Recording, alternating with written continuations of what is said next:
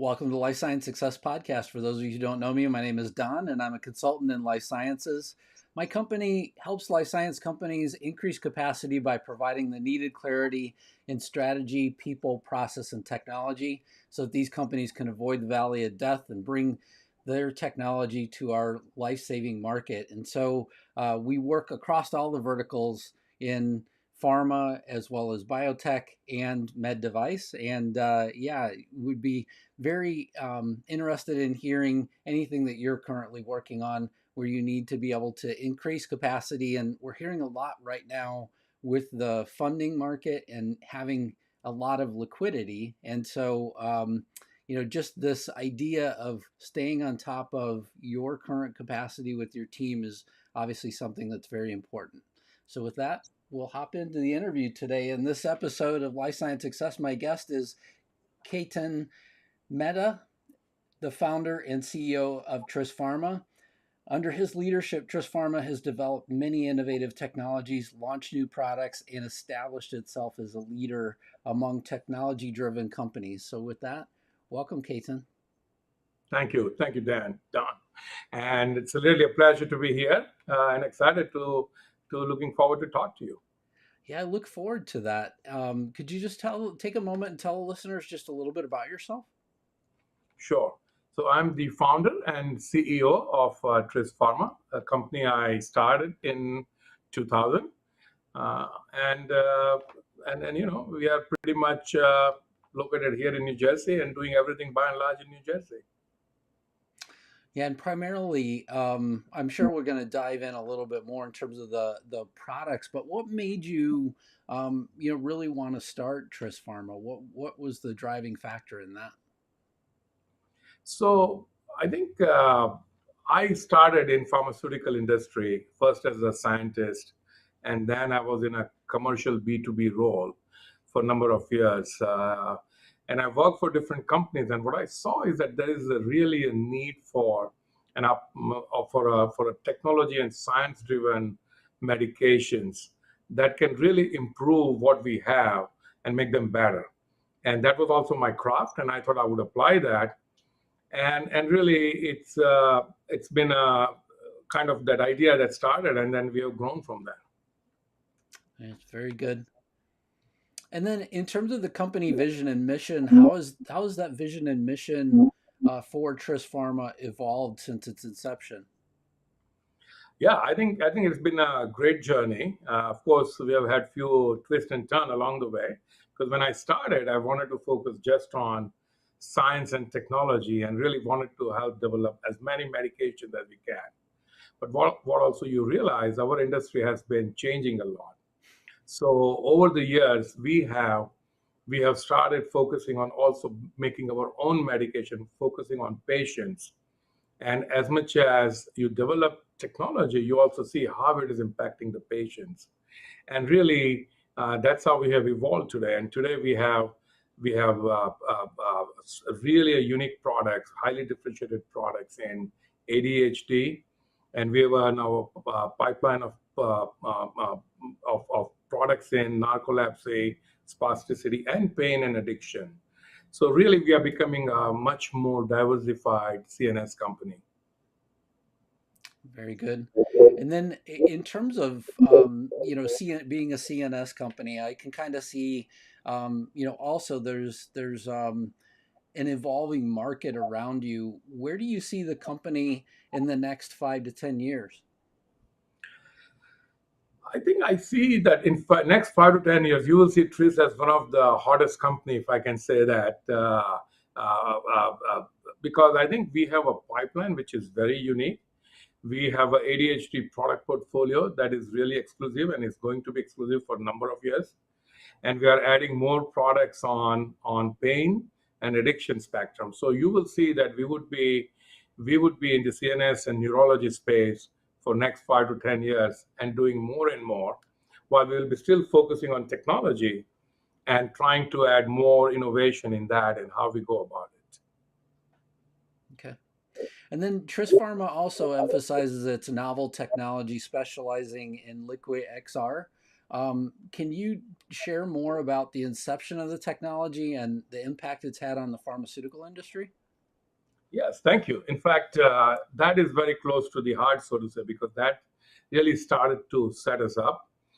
So when I started, and I think what I can do with the technology, and a group of a young scientists here, and we started focusing on that there is a lot of products available as a pill, as a solid dosage form, which can be taken once a day rather than multiple times a day. But there was no such option for children, or if you had a problem swallowing a medicine, how you take this product. So this was really the genesis of the opportunity, idea, whatever you can say. But it has really changed a lot of patients' lives because really now you have an option not only to take a once a day product in liquid form, but you can really titrate in the smallest amount as in liquid what you want to take. You also can say, I want to take a little more dose today.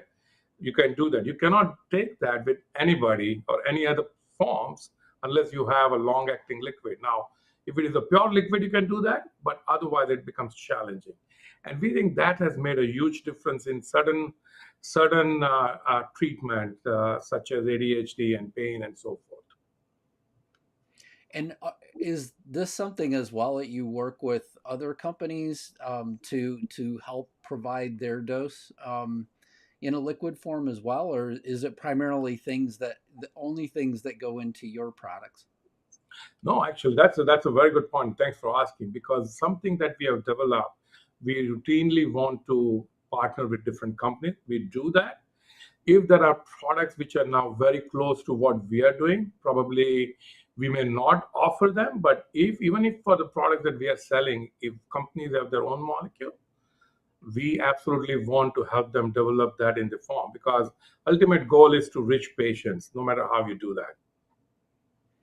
Yeah, it's a really important point. I mean, I could see, lots of needs and uses for it. I mean, we were talking about our parents, aging before the show got started, and I know my mom, as she's gotten older, it becomes harder and harder to take some of these medicines just because of her ability to swallow the pills and things like that. And so, obviously, I could see, that where that would be very important, especially whenever you have some of these the CNS impacting diseases as well.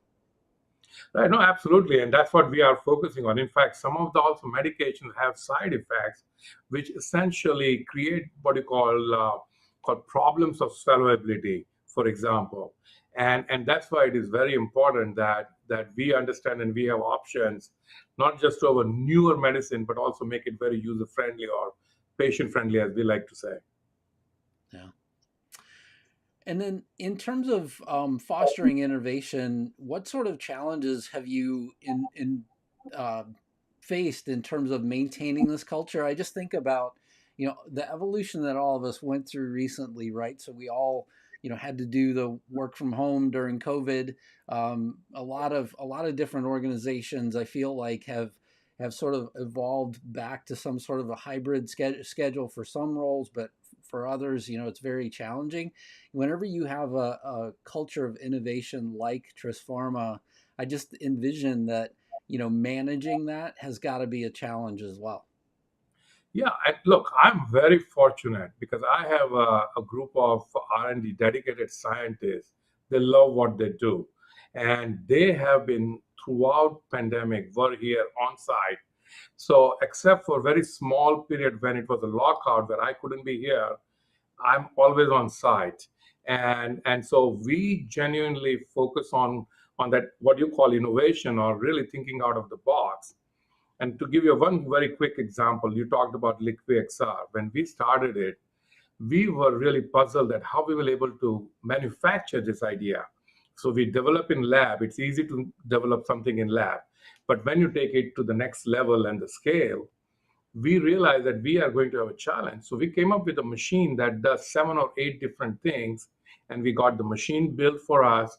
And we have now multiple of such machines that we use, and that is how we overcame. So you have to really, in order to foster that, you have to, of course, completely be involved, in my opinion, with your key people, challenge them, encourage them, and in case some things don't work out, no, you give the honest feedback, but you really still cherish them, because those are the ideas that take us to the next level, and that's really the currency for growth in future. That we have to really be innovative, otherwise you're not going to sustain yourself. It's funny because I've written a lot about different topics recently around leadership, and one of the key sort of discussions that I had in one of my posts was this discussion around resilience versus diversity, and which one is more important, overall inside of an organization. And I sort of it made me reflect, right, that this idea of having being diverse is important. However, there are some characteristics like being innovative, having some of that groundwork in place that you can then leverage diversity from. Otherwise, if you're not going to be innovative and you're sort of not a resilient organization, I feel like this idea of having diverse ideas just really could be lost as well. But it sounds to me like you've got this sort of culture where you sort of you set a high bar for people, and you say, look, this is kind of where I want people to be, but you're also not sort of dominating that end decision and the direction that your team is taking either. No, it's actually absolutely true, and you cannot, because that's the sure way where you lose that creativity. You have to listen. You have to have an open mind. In fact, one of our core elements or core values is that you need to have an open mind, and that allows you to be challenged. You go with a set idea. Oftentimes, I'll go with saying, "Look, we cannot afford to do this, or we don't want to do this," and team comes up and says, no, you have to do this. Look at this, what happens, XYZ. And you have to say, you know what, this is very interesting, and you change it. And I think, to me, this is and in fact, with these entrepreneurial companies are built on this. And if you can't do that, then you are not really focused on the right, I think, values, so to say. So no, I completely agree with you. Yeah, yeah. And your website mentions that you have patient-inspired technology, which I think is really an important approach as well for companies. Can you provide examples of how patient feedback or their needs have directly influenced the product development at Tris Pharma? Yeah, no, actually, that's interesting. You really have read my, by the way, website. So I think, to me, I give you one example. So we have a product in narcolepsy that we are preparing to submit an NDA sometime next year. And one of the reasons, and this is a very interesting story, this is a drug, it's a blockbuster drug. And we talk about LiquiXR, and we combine LiquiXR with another technology. So this is a drug for sleep. Okay, this is for patients who have narcolepsy or cataplexy. And you take the first dose at night so that you can sleep, but you have to put an alarm to wake up in the middle of night to take a second dose. No, wow. Yeah, and because it's so important, and it's such a large amount of dose that you drink as a liquid. So much inconvenience, plus this drug has a very high level of sodium in it. So we said, if we can do this, which our LiquiXR platform, it would be wonderful. What we realized is that this drug cannot be absorbed from beyond stomach area. So we developed another approach, what we call raft work, where drug actually, once you drink, becomes a raft. It stays in stomach, it doesn't go up to intestine for a while, and that keeps releasing drug slowly. So you do not have to take that second dose. And then we also removed, the way we did this, that we removed sodium. So we're going to have a very low sodium once a night version of that same drug that we hope to submit NDA for next year. So things like this. I mean, our investment in pain also is because today we see there is a huge need for patient in pain because of the opioid epidemic or endemic. I mean, companies have abandoned this area because they are afraid now to invest in this. While a small company like us, we said, you know what, let's do this. So when we have had an opportunity, we have now invested, and we are taking a drug into phase 3 pretty soon. Oh, very nice. It is when the drug will go into phase three clinical trials public or no? Yeah, no, we have announced that we are getting that some of the work we have already started. We are screening the CROs right now. So we hope to have it before end of the year into phase three. And we'll be pursuing several different indications. So yeah, no, it's all very exciting time here, frankly. No. How do you envision that the pharmaceutical industry will evolve in the next decade, especially with the rise of personalized medicine and digital health? I just feel like there's so much going on. We see things like, AI having an impact on the drugs that are making it to market. There's just so many opportunities where, I sitting outside of a pharmaceutical company and working with clients like you, oftentimes, I see lots of different dimensions, but it's hard as well as close as I feel to things. But maybe being a little closer to the sort of the end stage, you can kind of envision how things might play out in the next decade. But you're right, actually. It is at one level scary, frankly. But also being a technology company and having a team here, you understand to embrace it, right? You say, okay, we're gonna see what we can take now, how we focus on it. But so in some of the CNS aspect, neurology side, it will take some time before AI and digital space will make impact. But some of these personalized medications, some of the rare disease, absolutely will change the face of the medication and treatments. So at one level, that means it's exciting time.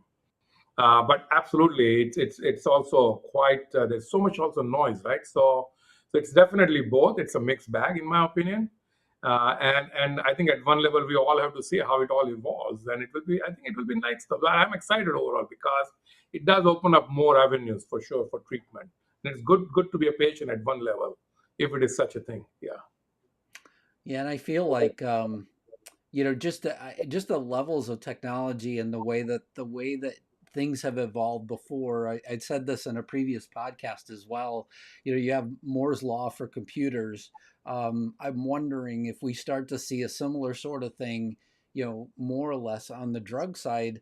If we could solve some of these, late stage clinical trial failures in the industry with AI, that would be phenomenal. I think for everybody to not have to spend all the money and time, as well as sort of disappointing the patients along the way. And then on another front, you're just kind of seeing even like with gene editing and some of the new drugs that are coming out. It just seems to me like there's a lot of opportunity overall in this space, and I see sort of the possibility of acceleration, and in a way, like you said, it's exciting, but it's also a little scary. It is, right. Once when the CRISPR came out, for example, as you know, we were also a little bit scared. It gets people. Where is the how people going to manipulate this as well? So I think you're right. Absolutely, it is. It is a double-edged sword. Yeah. Yeah, yeah. Yeah. So if somebody were looking to get into being an entrepreneur in life sciences, and they want to own their own pharmaceutical company or venture in the healthcare sector, what advice would you give to somebody that is just getting into this space? Oh, that's an interesting question. I would say, having gone through this journey myself, I would say that probably three things. First, make sure you really are clear as to why you want to be an entrepreneur. Uh, be clear in your heart and your mind, your motivation. Second, that you make sure that you are really prepared to go all the way. Meaning what? That you are prepared to burn the boats once you reach the island, okay, and not really look back, because that's important. Sometimes people go on both sides, and I see it is not bad, but then you really do not create that momentum and drive. I'm all for the drive, that it is so important. And I think third thing also, you have to look at the end of the day what impact it is going to have. How, especially in our industry, how are you going to impact the patients at the end of the day? That you have to have a focus, because a lot of time technology is cool, But if it is not impacting patients and it's not changing some ways or form their lives or not adding value to them, I think it's not going to be as successful as you would expect. And so I think I would say these are the three things I would say. So if we look at that big picture wise, and of course, I think if you have that three mind in your mind very clear, I think generally chances are you'll be successful. Yeah, I feel like the idea of helping people, oftentimes comes up, in these conversations, in terms of, starting with kind of that end in mind, that where you want to be and what you want to do. This idea of, sort of, also, knowing and making a strong decision or strong commitment is what I heard in the other part of your answer, with sort of, I think of burning the bridge behind you. I oftentimes would tell teams, look, the only path is forward. So we have to find our way, and be smart about the decisions that we make to plot that path forward as Yeah. well. Yeah, no, Yeah. absolutely. Yeah. So there are three questions that I like to ask every guest. What hmm inspires you? Uh, I think when what inspires me, I think I think possibilities in terms of what's possible when you are really want something or want to do something. And especially, I think America is such a truly a land of free, in my opinion. Because I often say I grew up in India. I came as a student. I'm not sure my story is easily I could duplicate back even in home. Maybe I can, maybe I'm not. But I think knowing that, and then one of the great thing about America is that we cherish other people's success. So I think the possibilities, I have to say, the kind of things that we can do, that inspires. I mean, I am always the glass is full type of person, so I will always see it that way, and that I think is inspiring. I mean, I follow the stories of inspiring people, leaders and things like that. So I think I would say that's inspirational. How an underdog against all odds makes the things, right? We all like that, but believing in that and delivering on that, I think it's a lot of fun. Yeah, yeah, I agree. And always inspiring to, think about the overall possibilities. I think many of us, eventually, for most Americans, right, you trace back, most of our history. At some point we had a relative that immigrated, but oftentimes it's very far removed from where we are today.